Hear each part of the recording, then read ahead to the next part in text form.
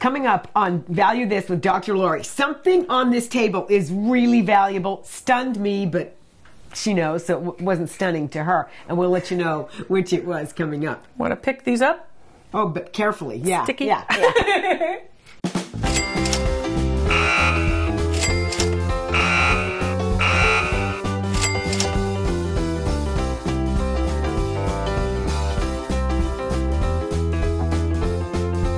On Value This with Dr. Lori, we're talking about collecting toys. And these are not new toys. These are old toys. Yeah. What's valuable, what's not? Okay, toy market's very emotional. So a lot of people want to reclaim their old toy, Yes. you know? So a lot of the toys, I want you to think about pull toys, original wooden toys, handmade or painted toys. We're talking about these vintage toys. So toys which date, let's say, to the golden era of toy making between 1880 and about 1950. Okay. Okay, so that's what you're looking at here. Now, some of the ones that we might remember is Fisher-Price.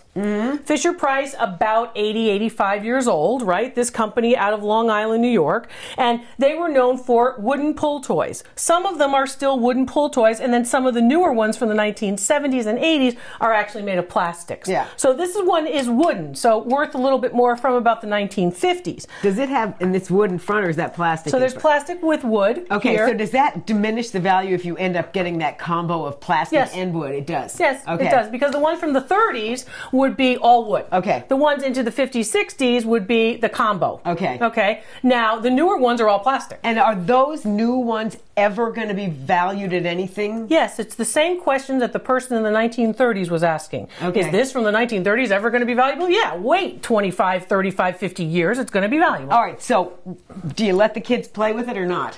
Yes, I think the kids should play with it. Valued about $75 to $95. For this for plastic that one wood right pull there. toy. Okay. Right. Fisher-Price. All right. Brand name, very important. Okay. Then you've got these pieces. These are the lithographic tin pieces. These pieces have sold as low as $400, as high as $4,000. What? Wait. Yes. Wait. What you just picked up and then threw back just down. threw down Yes. casually? Okay. Yes. The one in your hand is worth about $550. You're kidding. And it has to work. It has to wind up and jump and hop and do its thing. So made only of metal. Made of lithographed tin. That means that this decoration on it is actually a print, a lithograph, which has been applied on top of the piece of metal. Now, don't let the kid play with that. Yeah, absolutely. Now you're talking about bigger get your hands numbers. off that. Go clean your room. Okay, now what about this? Right. Now, that, of course, is made of rubber. When was it made? Probably in the 1930s. Remember, certain materials are not going to be utilized during the war effort. This particular piece is a piece which has a secondary market value just about $100. Okay. And that's also a pretty nice and valuable toy, yeah, even though it's been used. Even though the tail wing or whatever it's called is not here. That's right. That's right. So, all right. A little bit of damage. Now, yes. This is another pull toy, and this has a lot going on because as you pull it, you see that the little ducklings looks plasticky. Right. But so more or less than this pull toy, Carol, do you think? This one's about $75 to $85. How much do you think that one is? It's a lot less. Well, I was going to say just because of all this plastic. Well, the plastic, but also because they are mass produced, and then they just make a lot of these, and then they just put them on all. Stick them on, right, on exactly. Okay. Pick up sticks, games.